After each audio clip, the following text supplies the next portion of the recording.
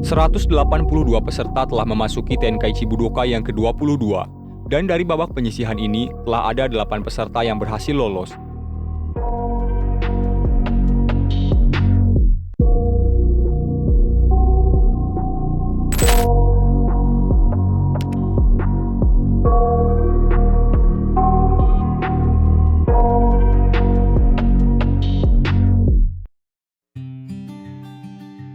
Orang-orang terlihat sudah mulai memenuhi area pertandingan untuk menyaksikan pertunjukan 8 besar peserta Budokai.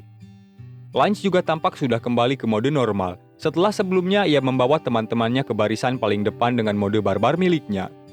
Aku merasa beruntung pas pengambilan nomor kita tidak bertarung di 8 besar ini, ujar Kurilin membuka percakapan kepada Yamcha. Ya, aku juga, balas Yamcha. Oh, aku tidak dapat menjamin seluruh klub tarian kura-kura kalian untuk bertahan hidup. Tampaknya babak penyisihan tidak ada apa-apanya, kata orang perguruan bangau yang tiba-tiba datang menyela obrolan mereka. Cih, aku terkejut kau bisa lolos dengan kemampuanmu, sambut Yamcha membalas perkataannya. Kau beruntung sekali, sambungnya. Lucu sekali. Aku akan merobekmu dan semua orang akan melihatnya. Balas orang perguruan bangau tidak mau kalah. Kurilin sudah mulai terlihat kesal, namun perhatiannya teralihkan dengan rekan orang perguruan bangau yang terlihat masih sangat kanak-kanak. Kemudian Kurilin berusaha untuk menggodanya dengan berkata, "Hei, ini cuma bercanda kan? Kau berhasil melewati babak penyisihan juga," ucapnya kepada anak tersebut. Tapi anak itu hanya diam dan tidak lama kemudian ia menunjuk Kurilin seraya berkata, "Botak, Nani, kau memiliki kepala botak juga loh," balas Kurilin yang tidak menerima kepalanya dikatakan botak oleh anak yang memiliki kepala botak juga. "Tidak," balas anak tersebut sambil membuka penutup kepalanya, kemudian muncullah satu-satunya rambut yang tumbuh memanjang ke atas. "Apakah kau bodoh? Tidak memiliki rambut lebih baik daripada memiliki sehelai," teriak Kurilin. "Kau iri," kata anak tersebut. Namun tidak lama rekannya datang dan menghentikan pertikaian mereka karena merasa malu. Di luar aula, Ulong dan Puar, mereka terlihat mencari Muten Roshi yang kembali menghilang dari kelompok mereka. Mengingat sebelumnya Kame Sennin selalu mengatakan dirinya pergi ke toilet ketika menghilang, Ulong yang melihat toilet umum tidak jauh dari lokasinya, mencoba mencarinya ke sana. Namun tampaknya usahanya tidak membuahkan hasil. Meski ia sudah sempat salah server karena masuk ke toilet wanita tanpa melihat tandanya terlebih dahulu. Yang tentu saja hal itu membuatnya mendapatkan oleh-oleh mentah wanita yang berada di sana, berupa cap 5 jari di pipi kirinya. Tidak lama ia pun kembali kepada Bulma dan memberitahukan situasinya. Namun Ulong malah dikatakan cabul oleh Bulma. Meskipun sudah berusaha menjelaskan, namun serasa percuma mengingat kebiasaan Ulong memang sudah seperti itu. Terlebih mereka juga kedatangan tamu, yaitu guru bangau, yang kembali mengejek mereka dengan berkata, "Aku yakin Muten Roshi tidak kesini karena dia tidak ingin melihat murid-muridnya dikalahkan," kata guru bangau. "Perhatian, para petarung silahkan berkumpul di sini." Panitia pada babak 8 besar sudah memulai kompetisi. Ia meminta semua peserta untuk segera berkumpul melakukan pengundian, yang nantinya akan menentukan lawan bertanding dari masing-masing peserta. Dewan juri yang sepertinya sudah mengenal Goku, melalui kompetisi Budokai 3 tahun lalu karena menjadi runner-up kala itu, dan tentu saja peserta yang paling banyak memberikan kerusakan material. Ia terlihat menyapa Goku dan berkata, "Oh, kali ini kamu berpartisipasi lagi ya? Jangan menghancurkan bangunan lagi ya, Goku-san." Pengundian peserta resmi dilakukan. Dimulai dari Jackie Chun atau Muten Roshi yang mendapatkan nomor 4 berada pada pertandingan kedua. Di sisi lain, orang perguruan bangau terlihat merencanakan sesuatu dengan sistem pengundian yang berlangsung. Mengetahui Jackie Chun merupakan peserta yang menjadi pemenang pada Tenkaichi 3 tahun lalu, salah satu dari mereka meminta rekannya yang bernama Chaozu menggunakan kemampuannya untuk memasangkannya dengan peserta yang mereka anggap pantas. Di sini, diperlihatkan jika salah satu dari mereka yang terlihat masih seumuran Goku atau mungkin berada di bawahnya, ia bernama Chaozu. Chaozu mampu menggunakan kemampuan semacam telekinesis yang memungkinkannya mengontrol suatu benda mati maupun benda hidup. Dengan kemampuan tersebut, mereka memanipulasi alur pertandingan dengan memasangkan nomor undian sesuai rencana yang telah mereka buat. Jackie Chun, nomor undian 4, akan bertanding pada pertandingan kedua melawan Wolfman, nomor undian 3, yang mengklaim dirinya sebagai serigala yang menjadi manusia, dan bukan manusia yang menjadi serigala. Karena itu ia menamakan dirinya sebagai manusia serigala, dengan kemampuan transformasi yang akan aktif ketika bulan purnama tiba. Ya, memang terdengar sama saja, tapi dia memang ingin dipanggil seperti itu. Manusia serigala terlihat sangat senang ketika mendapatkan nomor undian 3 yang akan dipasangkan dengan Jackie Chun pada pertandingan kedua. Melihat sepertinya ia memiliki dendam tersendiri yang masih misterius. Kemudian dirinya sendiri, yang dimaksud di sini adalah orang perguruan Bangau, dengan nomor undian 2 akan bertanding melawan Yamcha nomor undian 1 pada pertandingan pertama. Kurilin nomor undian 6 melawan Chaozu nomor undian 5 di pertandingan yang ketiga. Dan terakhir, Goku, yang tentu saja otomatis akan melawan peserta Panputo dengan nomor undian 7 pada pertandingan terakhir. Meskipun Goku tetap bertanya, dari mana kau tahu aku nomor 8 dan akan melawan nomor 7? Kemudian Goku berlari menghampiri kotak undian dan mengambil kertas terakhir yang berada di sana. Dan setelah dibuka, "Wow, kau benar. Kau sangat cerdas," ucap Goku. Terima kasih," jawab panitia kebingungan. Tentu saja hal itu menjadi bahan tertawaan orang perguruan Bangau yang membuat Kurilin dan Yamcha merasa sangat malu. "Hahaha, apakah Mesenin mengajarkan melawak juga?" kata orang tersebut. "Ten, apanya yang lucu tentang itu?" tanya Chaozu. Namun karena Chaozu bertanya hal yang sama seperti Goku, kesombongannya tidak berlangsung lama dan cepat-cepat menutupi keadaan. Kau diam saja," bisik orang perguruan Bangau kepada rekannya yang bernama Chaozu. Kembali ke Dewan Juri. Mereka mulai menyebutkan urutan pertandingan yang akan berlangsung pada babak 8 besar. Pertandingan pertama, Yamcha melawan Tenshinhan, orang perguruan Bangau sebelumnya, rekan dari Chaozu. Pertandingan kedua, manusia serigala melawan Jackie Chun.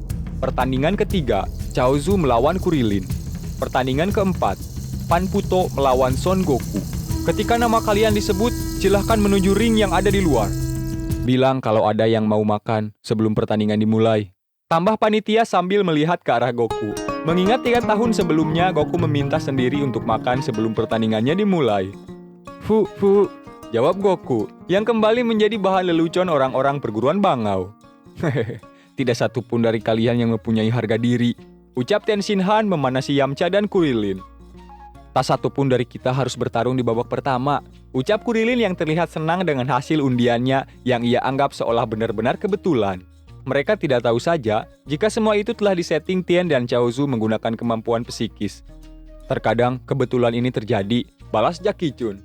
Mereka sekelompok orang yang bodoh, itu sudah pasti. Ucap Tenshinhan yang melihat tidak ada satupun dari mereka yang menyadari perbuatannya. Kerja bagus telah menyiapkan pertandingan Chaozu, tambah Tenshinhan.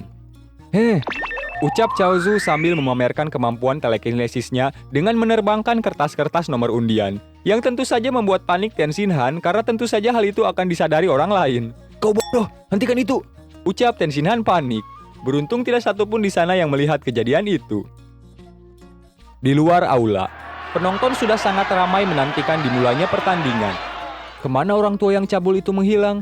Ucap Ulong mengarah kepada Bulma dan yang lain. Sepertinya dia sakit, ucap Bulma yang terlihat sangat kesal. Untungnya Lanshan sudah menyiapkan kita tempat yang bagus, ujar Puar. Aku yang mendapatkan tempat ini, ucap Lance kebingungan. Tentu saja karena dia sedang berada di dalam mode normal, dan tidak akan menyadari semua hal yang sudah dilakukannya ketika dalam mode barbar. Aku ingin tahu siapa orang yang memberikannya untuk kita, ujar Lance malah kembali bertanya. Lupakan saja, ucap Ulong memotong suasana. Ulong, kenapa kau tidak pergi lagi mencari Master Roshi? Tanya Bulma. Pertandingan akan segera berlangsung, jawab Ulong. Aku sudah memasukkannya ke dalam layanan permintaan orang hilang di koordinator. Jawab seseorang yang ternyata merupakan guru Bangau yang tiba-tiba berada di sana menyela obrolan mereka. Benar saja, tidak lama terdengar pengumuman mengenai orang hilang yang disuarakan panitia. Kami memiliki laporan anak hilang, maksudku orang tua hilang. Umurnya sekitar 300 tahun, kepalanya 100% botak dan mengkilap. Dan dia adalah si tua yang cabul. Jika ada yang menemukan dia, beritahukan di front office segera.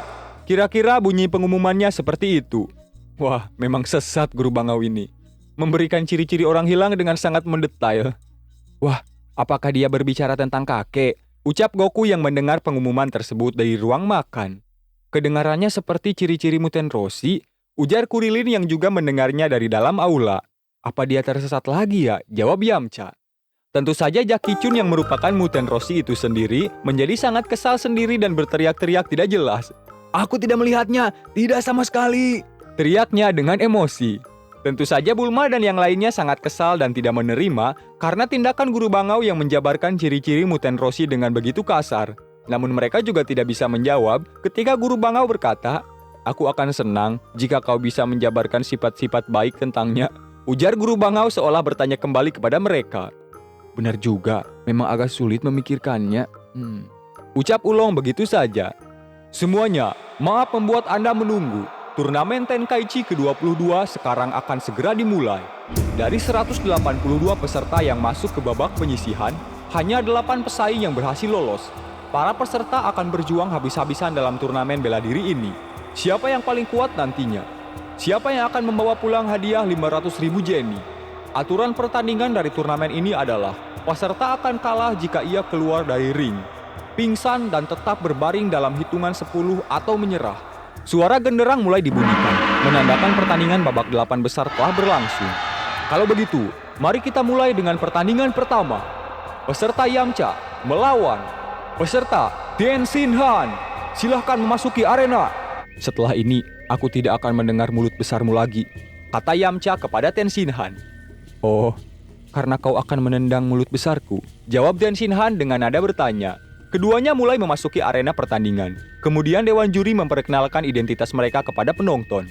Yamcha tidak lain adalah murid dari Muten Roshi sama, Kame Sennin yang terkenal itu. Kebetulan, 3 orang yang bertahan di turnamen ini adalah murid dari Kame Sennin.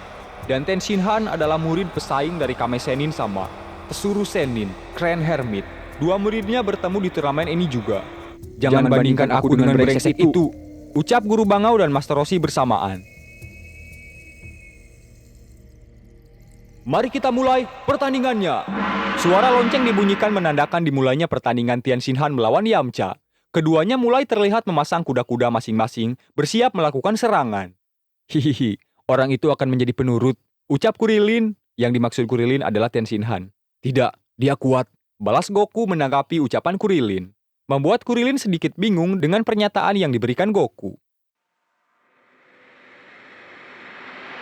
Dengan kecepatan luar biasa, Yamcha maju mendekati Tien Han. Ia melancarkan satu serangan cepat yang berhasil dihindari baik oleh Tien Han. Kemudian keduanya saling berbalas pukulan dengan sangat cepat. Yamcha melompat ke atas arena mengambil posisi untuk kembali mendaratkan tendangannya. Kali ini berhasil mengenai Tien Han. Namun pertahanannya cukup kuat untuk menerima serangan langsung dari Yamcha. Pukulan dan tendangan cepat dari Yamcha beberapa kali berhasil mengenai tubuh dan bagian wajah Tien Han.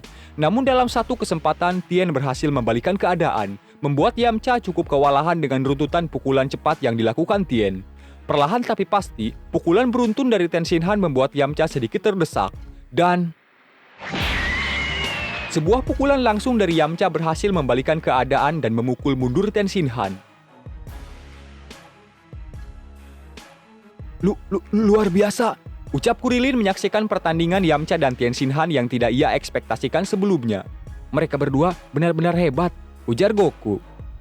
"Ini adalah kejutan paling mendadak. Sebuah pertunjukan yang menakjubkan. Serangan dan pertahanan yang sangat cepat," teriak Dewan Juri. Di sini, Tien Han membuktikan dirinya tidak sekedar bermulut besar. Ia mampu mengimbangi Yamcha yang seharusnya telah cukup berkembang jauh dari 3 tahun yang lalu. Di mana kita ketahui, Yamcha adalah karakter yang cukup hebat dan mampu bersaing di perguruan Kame Sennin bersama Kurilin dan Goku. Pada arc Kaisar Pilaf, ketika pertama kalinya mereka mengumpulkan ke-7 Dragon Ball, mereka berdua, Goku dan Yamcha, berada di level yang kurang lebih hampir sama. Di mana saat itu, Goku juga sudah cukup kuat untuk mengalahkan militer Angkatan Darat Komandan Silver sendirian di desa Praipan, serta mengimbangi Gyumao itu sendiri yang menjadi penguasa di sana.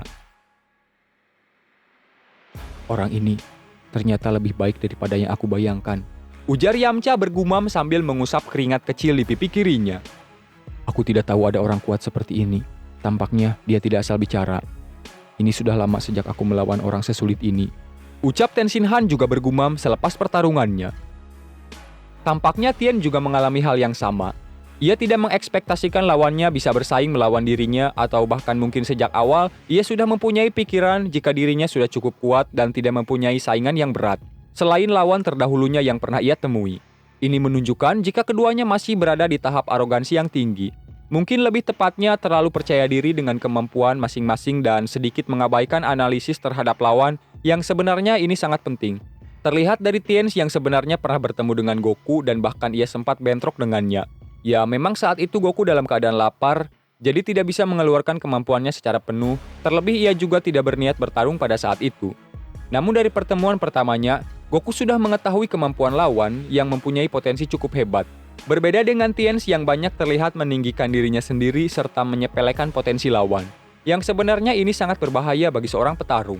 Mungkin karena pengaruh ajaran guru Bangau juga, seperti yang diungkapkan Muten Roshi. Namun bagaimanapun juga, Tien termasuk karakter yang cukup kuat, yang mampu bersaing bersama karakter Z-Fighter lainnya. Shin, Roga Fufuken. Yamcha kembali bersiap ke dalam pertarungannya. Kedengarannya menarik. Balas Tien dengan segera memasang kuda-kuda pertahanannya.